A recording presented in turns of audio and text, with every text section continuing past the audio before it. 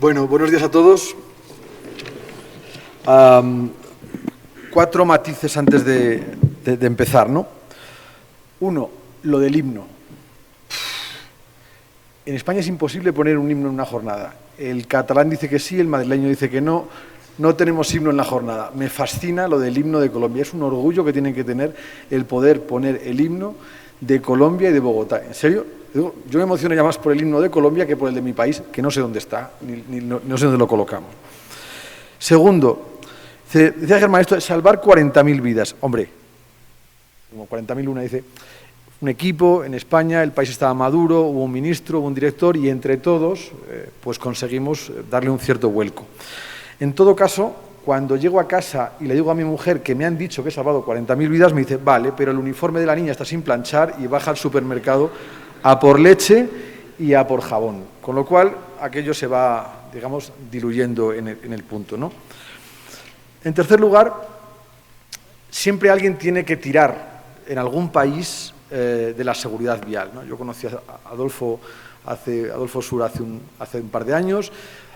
Si a mí me preguntan, ya tenemos aquí a Mr. y Mrs. Moto. Daniel Villaveces y Germán son Mr. y Mrs. Moto. No sé quién es Mr. y no sé quién es Miss. O sea, pero lo que sí es cierto es alguien que se preocupa de la moto y que sabe de la seguridad vial. Si a mí me preguntan, el ministro dice, oye, ¿qué hay que hacer con la moto en este país? Pregúntenle a Germán y pregúntenle a Daniel y luego ya hagan las leyes que les dé la gana, ¿no? En cuarto lugar, ha salido antes mi compañero José María. Hace un tiempo yo trabajo para una consultora, para PON Seguridad Vial, que es, para que se den una idea, el 80% de los españoles que tenemos más de 40 años nos hemos examinado con un manual del examen de conducir de PONS. Es una empresa con más de 400 empleados especializada en formación para la seguridad vial, para las empresas, para diferentes colectivos y los gobiernos. Y hace un tiempo, de la mano de José María, pues nos encargó la patronal pues que les ayudásemos a hacer una adenda para la movilidad en moto en la ciudad, ¿no? Hicimos entre ambos un pequeño apartado que se titulaba ¿Cómo entender la moto? Solamente queríamos llevarle un papel a los responsables de la movilidad de los ayuntamientos para decirles simplemente las características de la moto, que lo ha explicado especialmente bien José María. Pero el primer titular es entender la moto. Obviamente, la moto, no se trata de suprimirla, se trata de gestionarla, ¿no? de qué hacemos con la moto, porque es una herramienta de trabajo, no es por... Y en cuarto lugar, antes de un poco empezar, un mensaje bastante sencillo y simple, ¿no? Que no le cuenten historias. El colombiano en España se comporta y el español en Colombia no se comporta en la carretera. Así de sencillo, o sea, es decir, no es que seamos diferentes ni uno que tenga un estigma ni deje de tener. No, al final es el sistema hace que tú circules como circula el resto de los que están circulando contigo. Por lo tanto, el ambiente de control no tiene que ver tanto con la personalidad o la nacionalidad, sino simplemente con lo que hay por encima, y es lo que veremos a continuación, ¿no? La importancia de la fiscalización, ¿no? Que fue un poco el detonante en España del cambio, ¿no? En primer lugar, la fiscalización. El rol de...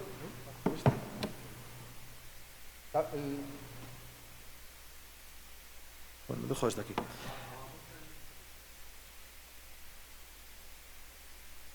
Aquí. ¿Sí? Sí, ahora sí. Ahora sí. Haremos la exposición en 3 partes bien diferenciadas, ¿no? En primer lugar, el rol de la fiscalización, qué papel ocupa la fiscalización. En segundo lugar, cuál fue la experiencia española de la fiscalización 2004-2012 y unas pequeñas conclusiones que nos deban servir a todos para digamos, intentar avanzar, ¿no? en lo que nos toca. Respecto a la fiscalización, bueno, oirán hablar, y mucha gente habla de que bueno, pues, la seguridad vial depende de muchas circunstancias, ¿no? Y probablemente cada sector o cada uno que trabaja en su parte dice que la suya es la importante, ¿no? El estado del vehículo, la meteorología, la formación del conductor, la infraestructura, la señalización. Claro que la seguridad vial depende de muchos factores, ¿no? Y cada uno de ellos tiene un porcentaje, ¿no? Pues, oye, ¿cuánto ocupa cada uno en el accidente, ¿no? ¿Qué ha supuesto en este accidente pues, la meteorología? ¿Qué ha supuesto el conductor? Cada factor tiene un peso específico en la accidentalidad. Que nadie se confunda. Detrás del 80% de los siniestros de tránsito están comportamientos indebidos, infracciones más distracciones. Lo voy a volver a repetir. Que nadie se confunda. Detrás del 80% de los siniestros de tránsito están comportamientos indebidos, infracciones, comportamientos contrarios a la norma o distracciones, no siendo contrarios a la norma, no eran correctos para el hábito de la conducción. Este es un esquema de la distribución de cómo influye el factor vehículo, vía y factor humano en el accidente, ¿no? Pues el 85% es el factor humano, el 5% es el factor vehículo y el peso del factor vía es del 10% aproximadamente. Bueno, pues dentro de ese factor humano, no nos engañemos. Es verdad que el accidente se pudo deber a aproximadamente un 5% a la falta de conocimientos del conductor, no sabía cómo era aquella señal, no sabía cómo era aquella vía. El 85% de ese 85%, ¿no? Y aquí es donde entra la fiscalización, el rol de la fiscalización como elemento para controlar, para modificar los comportamientos de los conductores. ¿Qué es la fiscalización vial? Es el sistema de gestión pública que garantiza el cumplimiento de la norma de tráfico. Insisto, es el sistema de gestión pública que garantiza el cumplimiento de la norma de tráfico. Sobre el universo de conductores hay una norma y la fiscalización es lo que hace que se cumpla la norma, ¿no?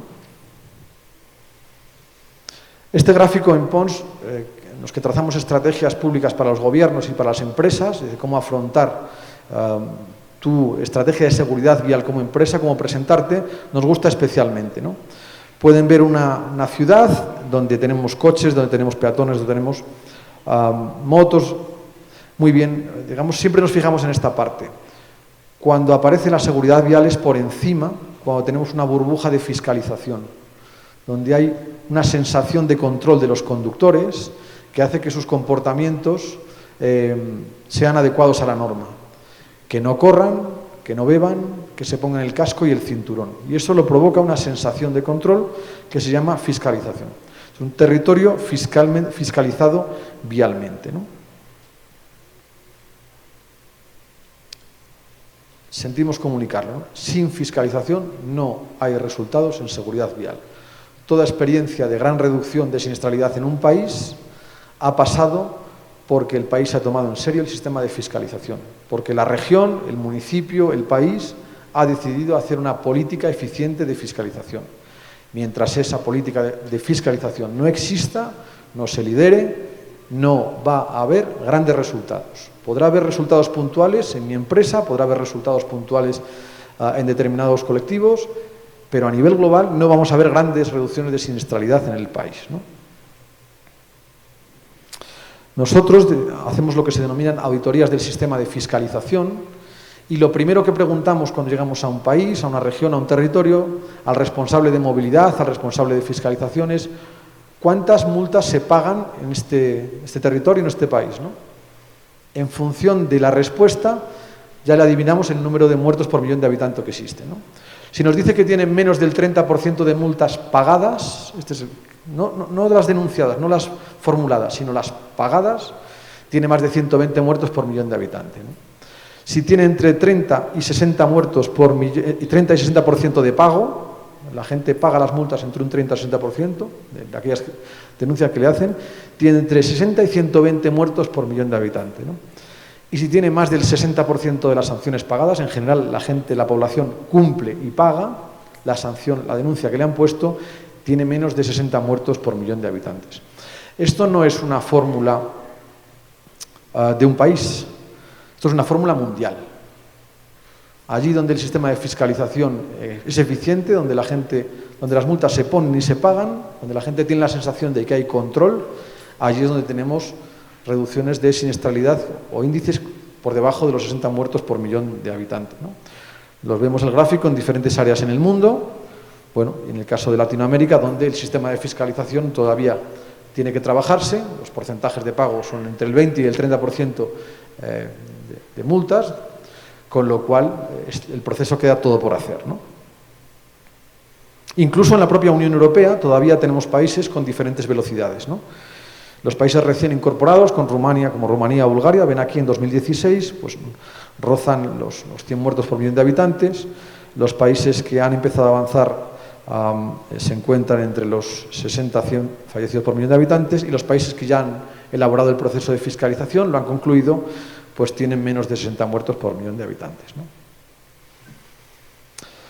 La fiscalización eficiente baja la siniestralidad, ¿no? La sensación de control baja la siniestralidad. Algunos ejemplos en nuestras propias ciudades, ¿no? En España. Siempre verán un titular de reducción de siniestralidad en un territorio de la prensa, siempre viene asociado a un cambio en el sistema de fiscalización. El miedo al radar pisa el freno de la siniestralidad en Málaga. El número de accidentes baja un 20% en las 4 calles donde hay cinemómetros, frente al 8% del resto de la ciudad, ¿no? De experiencia en la ciudad de Málaga. Vigo, récord de baja accidentalidad en la autovía con el uso diario del radar. Desde el pasado 7 de enero, tráfico solo ha registrado 4 choques y 1 herido. La gente se empezó a comportar en Vigo, ¿no? Los radares de tramo son una nueva experiencia que se puso en marcha en España. Leer placa en 1 kilómetro y leer placa al final de los 4 o 5 kilómetros reducen un 60% con víctimas las carreteras CL 613 y 615, ¿no? Pero no solo en España, en cualquier ciudad del mundo, ¿no? Ciudad de México, las fotomultas reducen muertes y accidentes viales, ¿no? Reducen un 17% los siniestros viales, ¿no? La sensación de control provoca el cambio de comportamientos del conductor y con él se provoca la reducción de siniestralidad, ¿no? Y la falta de fiscalización hace subir la siniestralidad. Y hemos tenido un ejemplo a principios de este año. Se llama Francia, 2019. En Francia hay un movimiento social que se denomina los chalecos amarillos, que protestan contra el gobierno desde hace ya cerca de un año, ¿no? Y entre los objetivos que se fijaron los chalecos amarillos fueron destrozar los radares que existían en Francia, ¿no? Hasta el punto que destrozaron el 75% de los radares, ¿no? Francia, que venía bajando la siniestralidad entre un 8 y un 9%, estaba en menos de los 60 muertos por millón de habitantes, dispara la siniestralidad en los últimos 2 meses, ¿no? Casi un 19% más de siniestralidad. La siniestralidad vial repunta en Francia un 17% después de bajar todos los años durante los últimos 15 entre un 3 y un 5%. El 75% de los radares destrozados y la gente empezó a correr. Y la gente empezó a matarse. Así de simple y así de sencillo. La experiencia española en fiscalización, 2004-2012. Yo tuve la oportunidad, la suerte diría, ¿no?, de estar en la Dirección General de Tráfico, de ser el subdirector general de normativa y fiscalización durante el 2004 a 2012 de la mano de Pera Navarro, del equipo de Pera Navarro y del ministro, en aquel momento, ahora fallecido, Alfredo Pérez Rubalcaba. Y, bueno, pues, cómo se tomaron las decisiones que afectaron a la fiscalización en nuestro país y cómo podemos intentar explicar lo que acertamos y lo que no acertamos, ¿no? En España, en 2003... teníamos 5.400 fallecidos, ¿no? Les sonará la cifra, una cifra alta como la suya, ¿no? 7.000 muertos, 5.000 muertos, 6.000 muertos. Nosotros teníamos 5.400 fallecidos, ¿no?, con 25 millones de vehículos y 22 millones de conductores. Nuestra tasa de siniestralidad, 128 fallecidos por millón de habitantes, ¿no?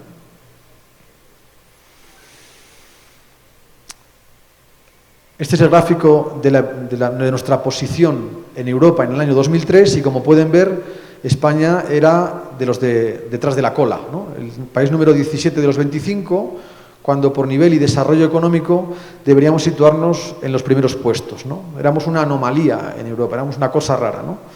Estábamos más cerca de los países que se acababan de incorporar, Lituania y Letonia, con cerca de 200 muertos por millón de habitantes, los que se acababan de unir a la Unión Europea, que de los países en los que por nivel económico y cuando nosotros nos incorporamos a la Unión Europea deberíamos estar, ¿no? Con Alemania, con Irlanda, con Dinamarca. Bueno, éramos una cosa rara, ¿no? La media en la Unión Europea era de 100 muertos por millón de habitantes en Europa. Hablábamos de 5.400 muertos, así llevábamos 10 años. entre el año 93 y 2003, todos los años había más o menos alrededor de 5.400 muertos. Oscilaciones del más menos 5% no quieren decir nada en seguridad vial.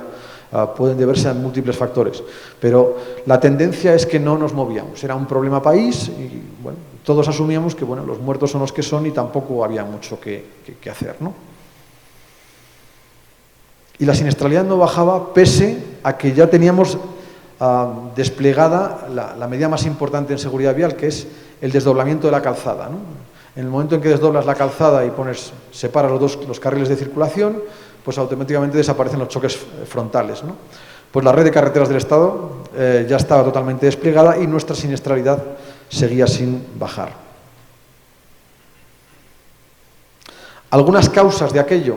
Bueno, pues el 39% de los fallecidos en turismo no llevaba cinturón de seguridad, ¿no? El 27% de los fallecidos en motocicleta no llevaba casco. En el 28% de los fallecidos había exceso del límite de velocidad y en el 37% de los conductores muertos analizados había presencia de alcohol por encima de las tasas legalmente establecidas. Insisto, de cada 100 conductores muertos, 37 tenían alcohol por encima de las tasas legalmente establecidas, ¿no? En definitiva, no respetar las normas parecía que era nuestra diferencia con el resto de países de Europa, ¿no? La norma existía, o sea, no se podía correr, no se podía beber, había que ponerse el cinturón y el casco, pero la norma no se cumplía, ¿no? Nuestro problema era, por tanto, una fiscalización ineficiente. El sistema de fiscalización en España no funcionaba, ¿no? En ese momento, en el año 2004, hay un cambio de gobierno y el nuevo gobierno decide, bueno, pues que esto es realmente esto no puede seguir así, ¿no? No podemos seguir teniendo 5.400 muertos y ser el hazmerreír de Europa, ¿no? Y decide afrontar un plan estratégico con un objetivo trazado en aquel momento que dentro del mundo, digamos de la prensa, de todo el sistema, pues parecía realmente imposible de cumplir, ¿no? Cierta hilaridad, ¿no? El objetivo era reducir la tasa de mortalidad en un 40%, ¿no? En el plazo de 4 años. 40% en el plazo de 4 años. Si no habíamos bajado nada la accidentalidad en el plazo de 10, ahora van a venir unos señores y van a decir que esto puede bajar un 40%. Bueno, pues claro, es lógico que todo el entorno no se creía el objetivo, incluso los propios que teníamos que asumir el objetivo, pues nos costaba mucho pues saber que íbamos a llegar a ese objetivo. Pero sabíamos que otros países lo habían hecho y nosotros teníamos que hacerlo, ¿no? No teníamos por qué resignarnos a matarnos en la carretera, ¿no? Bueno, ¿y en qué centramos nuestro trabajo, ¿no? Chema lo ha explicado bien al principio, en la parte institucional, poner el debate social en la siniestralidad, el subir al máximo nivel político el proceso, pero una vez el debate estaba puesto había que tomar medidas, ¿no? Bueno, las medidas se centraron en el denominado ecosistema del ambiente de fiscalización. Ven ahí una cámara y un agente y abajo ven un vehículo, ¿no? Bueno, pues entre la cámara y la gente y el vehículo hay una relación, entre comillas, comercial, podríamos decir, que es la sensación de control, ¿no? Que es que el conductor tiene que sentirse controlado por el sistema, ¿no? Para que sus comportamientos, bueno, pues sean los correctos, ¿no? Tiene que tener sensación de control, ¿no? Algunos lo llaman educación por represión. Bueno, llámalo como quieras, ¿no? Lo importante es que te comportes en la carretera de acuerdo con lo que dice la norma de tráfico, ¿no? Orden, en el fondo es orden, ¿no? Entonces ese orden, ¿en qué consistía, ¿no? En cómo hacemos que la gente se cumpla, o sea, que esas multas se paguen y que el sistema funcione, ¿no? Pues cambiamos diferentes normas, hicimos diferentes acciones, pusimos en marcha diferentes medidas, pero algunas se resumen del siguiente modo, ¿no? Aspectos normativos, sanciones razonables y cumplibles. Alguien me explicaba que en Colombia hay algunas denuncias de alcohol que cuestan $7.000. ¿Quién va a pagar una denuncia de $7.000, ¿no? Efectivamente, me decían que hay 0% pagadas. Pues empezamos mal, ¿no? Porque es casi peor que no haya denuncias que haya denuncias que no se paguen. Pero la sensación de impunidad crece todavía, ¿no? Alguien ha cometido un error, pues tiene que pagarlo, pero claro, que lo pueda pagar. O sea, si no puede pagarlo, pues no se puede pagar. Por lo tanto, sanciones razonables, cumplibles. Multas más altas no implican mejores índices de seguridad vial. Multas pagables, sí. Un procedimiento sencillo y simple. Mire usted, me han denunciado, está claro que lo que he hecho está mal, se pone la denuncia y se paga. Ya está, y no hay mucho más que darle. Yo, que soy abogado y entiendo el debido proceso, muy bien, pero el debido proceso no está reñido con la claridad de la sanción y con el hecho de que es una foto certificada por un aparato o es una denuncia de un agente y ya está. Y tampoco hay mucho más que hablar, ¿no? Castigar la inactividad del infractor. El debido proceso obliga, lógicamente, a establecer sus fases de alegaciones, de garantías y derechos, pero, hombre, si usted no quiere ni pagar, ni alegar, ni recurrir, no hacer nada, pues mire, el Estado va a tener consecuencias con usted, ¿no? Al final la multa se tiene que ejecutar, de una manera o de otra, ¿no?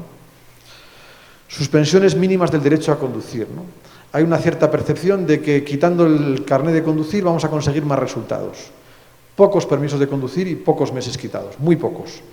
Pero cuando se quita con toda la razón, ¿no? O sea, para que el ciudadano sepa que cuando el Estado me quita el permiso de conducir, pues realmente funciona. Si no, vamos a tener miles de ciudadanos conduciendo sin permiso de conducir, porque al final tienen que trabajar y, por tanto, no entienden exactamente que todo el mundo tenga suspendido su derecho, ¿no?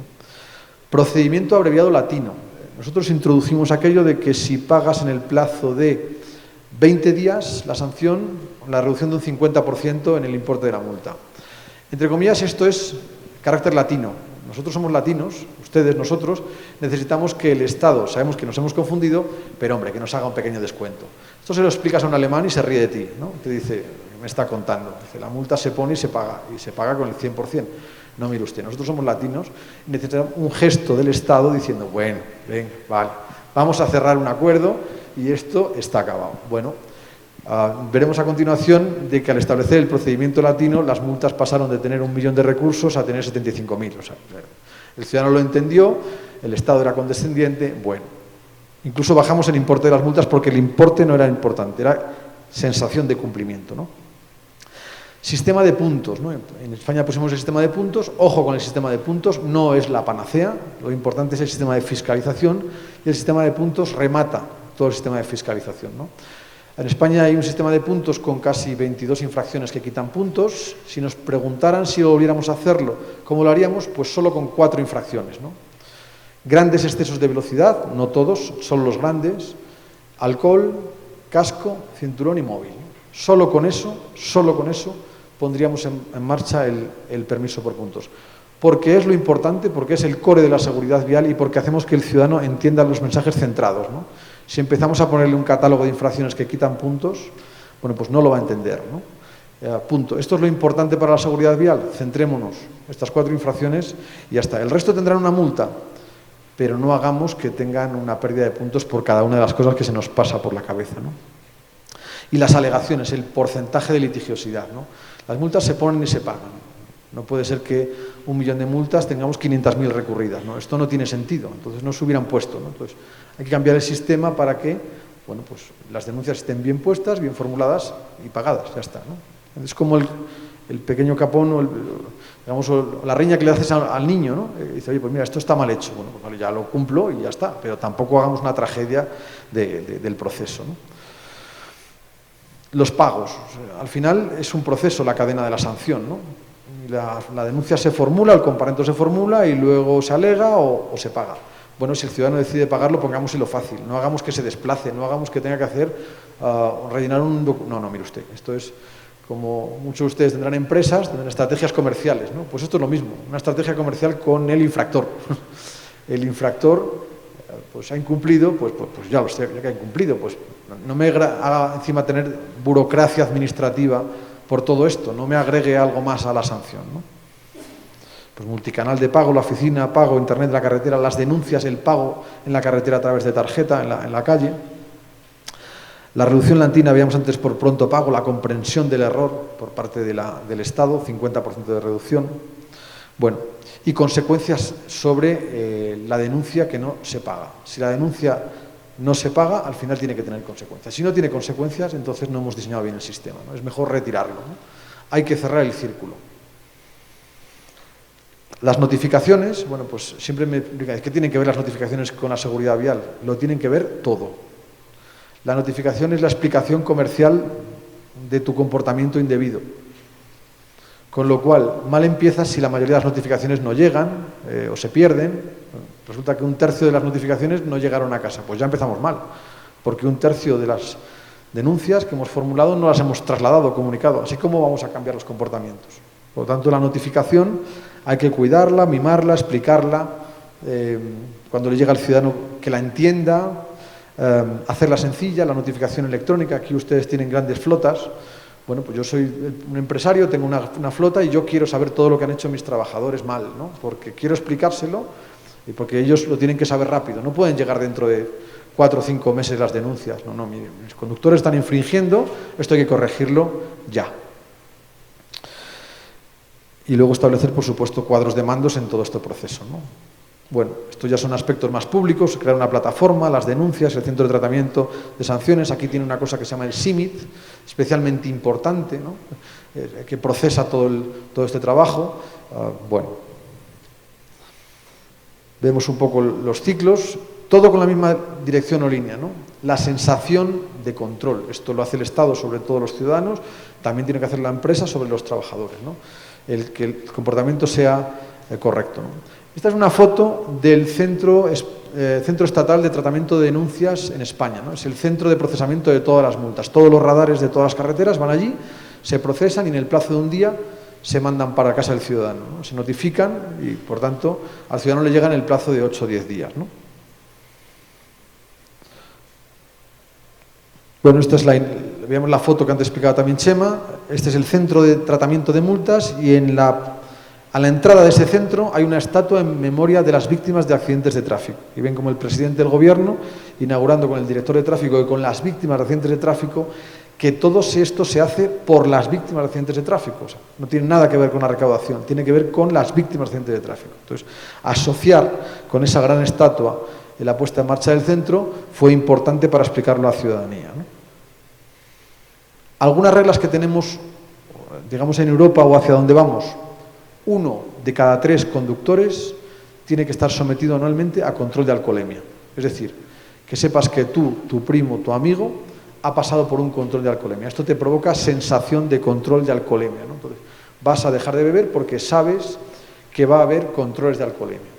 Esta regla nos la marca Europa, es una recomendación de la Unión Europea que 1 de cada 3 conductores del censo pasen anualmente por control, que se les someta a un control de alcoholemia, ¿no? Aproximadamente nosotros, en una población de 25 millones de conductores, pues 7 o 8 millones de controles de alcoholemia son los que hacen los agentes al año, ¿no? 1 de cada 3 conductores sancionados por pequeños excesos de velocidad, ¿no? A veces la pequeña multa del radar, por pequeño importe, una vez cada 3 años, te supone una cierta sensación, una especie de seguro de vida, ¿no? Te recuerda que hay que sujetarte en la carretera, ¿no? Por lo tanto, esa sensación de control que provoque las multas de pequeños excesos de velocidad, las pequeñas multas, que, insisto, no tienen grandes pérdidas de puntos, pero sí recuerdan que, oye, el sistema te vigila, ¿no? El Estado te vigila, ¿no? Y 1 de cada 3 conductores, cuando no hay utilización del casco, pues hay que inmovilizarlo, ¿no? No puede ser que la gente circule sin casco. Campaña intensiva durante 3 o 4 meses y el casco a ponérselo y punto. Voy terminando. La pregunta es, si cambiamos el sistema de fiscalización porque lo que queríamos era cambiar el comportamiento de los conductores, ¿cambió el comportamiento de los conductores? Y segundo, si cambió el comportamiento de los conductores, ¿bajaron los datos de accidentalidad? Cambio de comportamiento de los conductores. En 2001, los tiempos en los que tramitábamos el procedimiento sancionador, desde que te ponían la multa hasta que se pagaba o se cerraba, eran de 260 días. Pasamos a 29 días, ¿no? Las multas se ponen y se cierran, ¿no? El porcentaje de multas pagadas era del 45% en el año 2001 y pasó a ser del 80% en el año 2011. Es decir, pasamos en ese gráfico que veíamos de estar en aquella situación en el que se paga un porcentaje de las multas, solo la población paga un porcentaje de las multas, a que prácticamente la población en general paga las multas, ¿no? Y las alegaciones, los recursos, los papeles contra la multa eran del 50% en el año 2001 y pasaron a ser del 3% en el año 2011, ¿no? Las multas se ponen y se pagan. Y si no, no se ponen. Pero las multas las denuncias que están puestas tienen que estar bien puestas. Los agentes las tienen que poner bien puestas o las cámaras las tienen que poner bien puestas, ¿no? Y esta gestión del procedimiento sancionador llevó a que cambió el comportamiento de los conductores. En el año 2001, en España, en autopista, circulábamos el 6% por encima de los 150 km por hora. En el año 2011, ahí se ha movido la letra, el 0,6% de la masa. Insisto, en 2001 el 6% iba por encima de 150 km por hora, en 2011 el 0,6%. En 2001 el 5% de los conductores que venían de frente y venían borrachos. En 2008 el 1,8%. Pasamos los controles de alcoholemia de 2 millones a casi 7 millones de controles de alcoholemia. La gente dejó de beber, había sensación de control y por tanto dejamos de beber. Todavía hay un 1,8%, pero ya no son el 5% los conductores que vienen de frente borrachos frente a ti, ¿no? Y el porcentaje de uso del cinturón pasó del 50% al 80%, ¿no?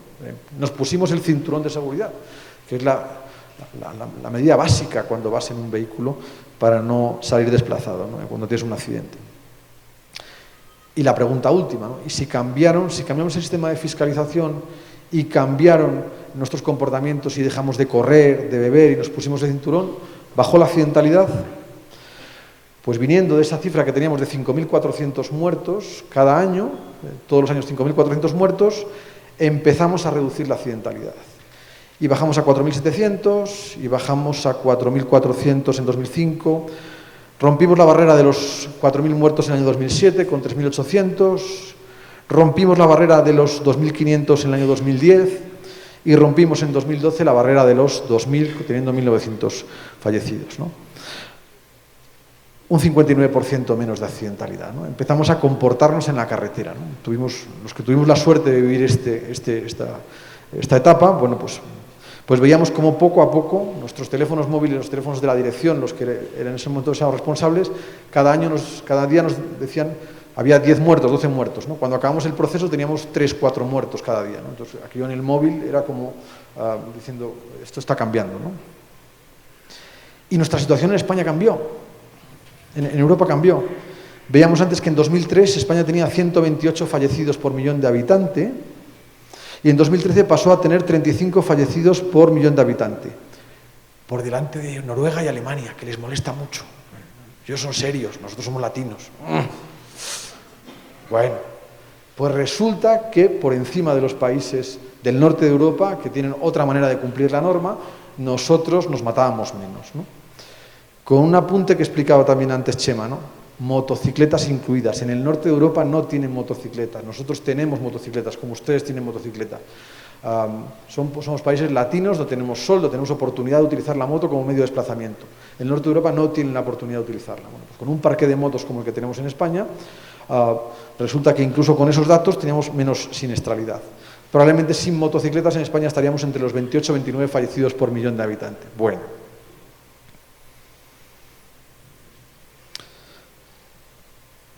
Cuatro conclusiones para terminar, si quiere luego abremos el debate de preguntas, ¿no?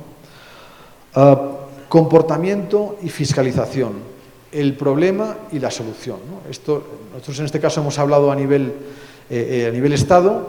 En el caso de Germán y en el caso de Daniel están haciendo una serie de programas espectaculares con respecto a la empresa para hacer lo mismo, formación y fiscalización en el comportamiento de los conductores dentro de su entorno, dentro de su universo, que es la empresa, la flota, ¿no?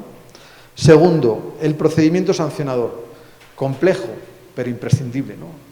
Que las denuncias, pues mire, como los castigos de los niños, ¿no? Pues se ponen y se pagan, se cumplen, ¿no?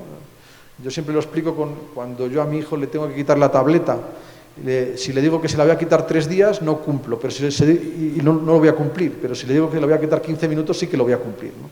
Probablemente es mejor esto que no que se la quite 3 días y al final no se la dé, ¿no? Son 15 minutos, pero te vas a quedar sin tableta 15 minutos, chaval. O sea, que esto es lo que hay, ¿no?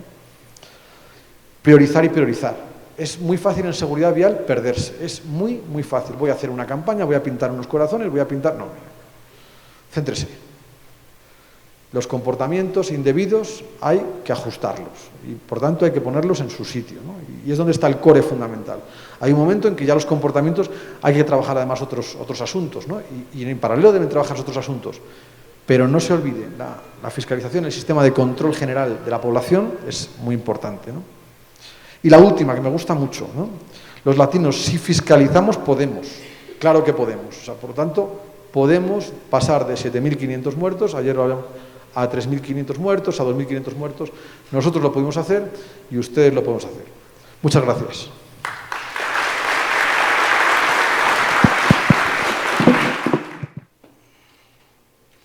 Vale, Ramón, entonces quiero hacer un ejercicio, voy a resumir una pregunta con varios de los temas que me comentaron y abrimos una sola pregunta al público para que pasemos al refrigerio. Nosotros, en lo que hemos conversado estos días, hemos llegado a una conclusión, es que en Colombia no tenemos un problema de cultura como estamos acostumbrados a resignarnos, sino tenemos una sociedad sin consecuencias. Y tener una sociedad sin consecuencias nos lleva a que podamos ir de alguna manera impune haciendo malas prácticas, en este caso las viales. Ramón nos comentaba que el enfoque ahorita de la fiscalización tienen 4, digamos, tengo entendido, alcohol, uso del cinturón, casco y móviles, sistemas bidireccionales. Nosotros, dentro de nuestros planes estratégicos de seguridad vial, nos hablan de 6 políticas de regulación, que a veces, como las tenemos en la primera parte del plan, las pasamos un poquito por alto, y realmente ese es el enfoque, cómo nosotros, a través de esas 6 políticas de regulación, las articulamos realmente contra nuestro reglamento interno de trabajo y hacemos que ir con un exceso de velocidad en la empresa tenga una consecuencia, un llamado de atención, y en el peor de los casos, que considero que ninguna empresa quiere construir, pues prescindir de esa persona que nos está haciendo una mala práctica. Y eso aplica para el que no usa bien el elemento de protección, para el que decide tomar y conducir, y para todas esas 6 políticas de regulación. Entonces quería decirte, Ramón, de esa gran experiencia de fiscalización, ¿cómo lo aterrizamos a la empresa y cuál sería, digamos, el enfoque principal, yo como administrador de una flota de motorizados y en general de actores viales, hacia dónde debería enfocar mi control de fiscalización al interior de la empresa? Bueno, en el caso de la moto, y antes Chema lo explicaba bien, la siniestralidad en España bajaba linealmente a medida que se tomaban decisiones, pero la moto todavía subía, ¿no? Teníamos cierto pico de siniestralidad con la moto. En la moto hay que emplearse a fondo, no solamente con la fiscalización, sino con un proceso de formación, las dos partes, ¿no? Probablemente donde tiene más peso en ese círculo del factor humano es en la moto, ¿no? Entonces, la parte de la formación es especialmente importante, y la parte de fiscalización a nivel empresa, a nivel control, a nivel de… Las cosas tienen que tener consecuencias. Y, por tanto, en ese contrato de trabajo, en esa relación laboral, en ese modo en el que posiblemente los trabajadores tienen que saber que cuando hago determinados comportamientos, pues tiene determinadas consecuencias. Que a lo mejor no hace falta que sean grandes consecuencias, a lo mejor simplemente que tiene pequeñas consecuencias y que se van a cumplir, ¿no? Y por tanto, yo cuando utilizo la motocicleta, pues tengo que someterme a las normas que digamos, básicas de circulación y que hemos acordado con la empresa. Todo lo que sea dirigir el proceso, ese universo que hemos visto el Estado, todos los ciudadanos, es lo mismo entre la empresa y los trabajadores, ¿no? Hay que establecer consecuencias para acciones que son contrarias al comportamiento individuo. Formación, lo primero de todo, el trabajador tiene derecho a formación, tiene que cumplir, digamos, de derechos y obligaciones, y el tercer y último punto, que ustedes lo hacen especialmente bien, ¿no? Hombre, los elementos de protección. Es que el empresario tiene que dotar al trabajador de los elementos de protección, tiene que ser responsable, tiene que cuidar a sus trabajadores porque los está echando a la calle para que todos pueda funcionar. Con lo cual, chalecos, cascos, todo lo que sean elementos de protección es básico y, por tanto, es una responsabilidad del empresario ponerlos en circulación y en juego, ¿no? Por supuesto, el trabajador demandarlos, pero el empresario jugar a eso.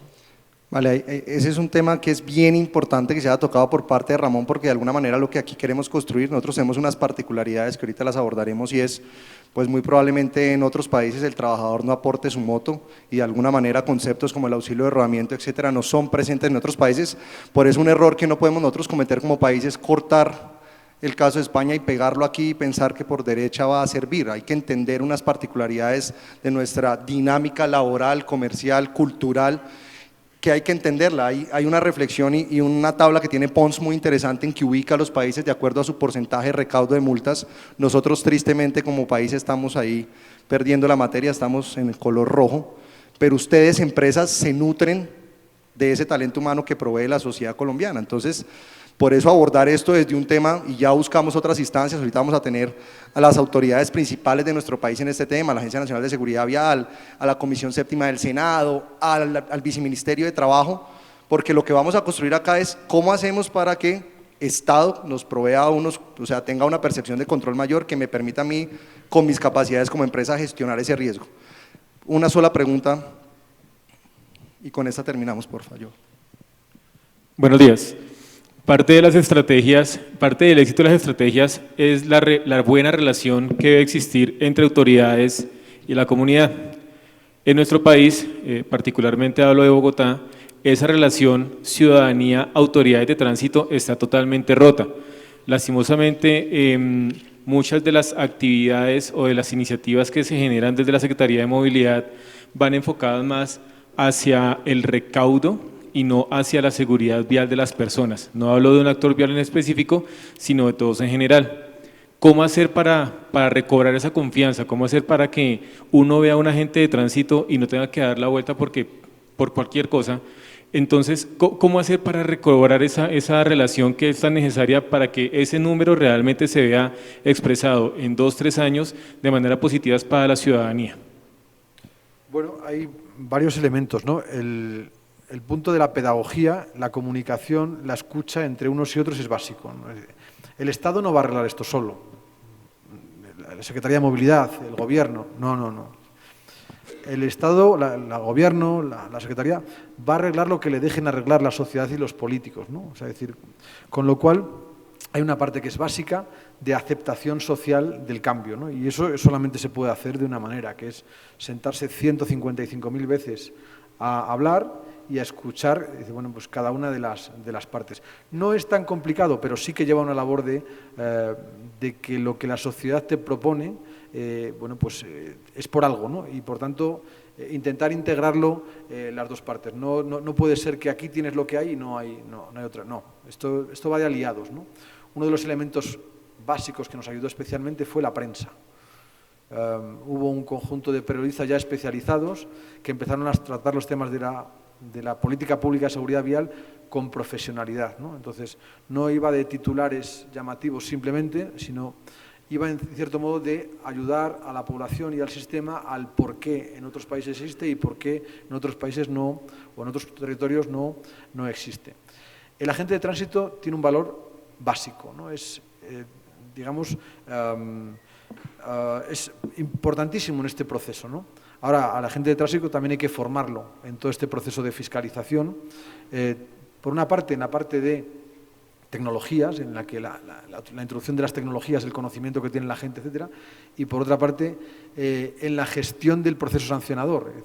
Esto no puede ser simplemente que yo tiro una denuncia y se ha acabado, ¿no? No, la denuncia que yo pongo se controla, se pone, me la van a controlar a mí como agente, yo tengo que reportar, tiene que haber transparencia en el sistema, es decir, todo tiene que estar especialmente claro para ambas partes, ¿no? Y si empieza a haber anomalías, pues sacarlas y explicarlas, ¿no? Transparencia, pedagogía, comunicación, escuchar. La gestión del procedimiento del sistema solo se hace con estas recetas, ¿no? Vale, Ramón, mil gracias. Yo le pido un aplauso de nuevo para Ramón.